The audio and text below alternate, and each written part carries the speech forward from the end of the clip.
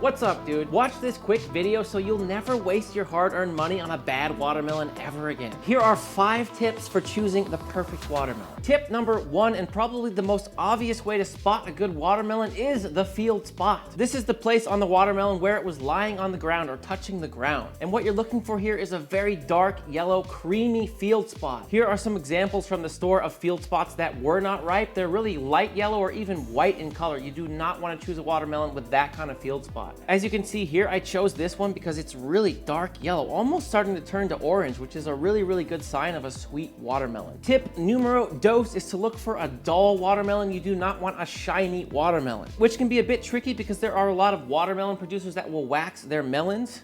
I guess they like the way that looks. I don't know if it preserves the melon any further, but a lot of companies do that. I'm not sure if mine is waxed or not, but you don't want it to be super shiny. Semi-shiny is okay, but not super shiny, so that is something to keep in mind. The third tip can work, but it is by far my least favorite way to choose a watermelon. And that is all this stuff, huh? You ever seen people doing this, huh? In the supermarket, they're just fucking like that.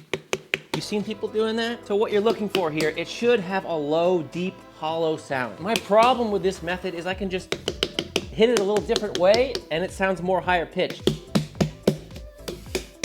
More or less, this one does sound deep and low and hollow. But honestly, I don't like this tip because the other ones are just so much better for choosing a good watermelon. This tip is really for advanced watermelon savants, okay? Tip number 4 is a good one, and it has to do with the weight of the watermelon. You can get a little bit of exercise in the supermarket with this one, but it is a good thing. Here's the trick. If you pick up 2 identical watermelons in size and one of them is heavier, the one that's heavier is always gonna be the better watermelon. It's simply heavier because it has more water inside, meaning it's gonna be a juicier watermelon. It makes sense, right? Tip number 5, along with tip number 1, is my favorite way to choose a watermelon, and that's looking for the sugar spots or pollination points. And these are actually caused during the pollination process of a watermelon plant. It's when the bees start pollinating the flowers of watermelon plants, these brown webbing spots occur. And trust me, this is a really good sign. If you find a watermelon and it's covered in pollination points, it is gonna be so juicy and so sweet. It has all the marks of a good watermelon, but of course, we're gonna have to slice into this thing and see if I was right.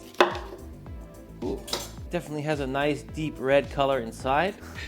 Weirdo. That's pretty good. That's everything I'm looking for. It's a good one. It's a good one. You would be happy if you brought this home. This is great. It's really juicy. Summer is here, my friends. There are 2 more awesome recipes to my left and right if you want to keep learning today. And I always put links down in the description with some of my favorite products and equipment that I love to use on my show. And we also have some excellent merch now available for purchase. Until next time, you know I love you and I'm out.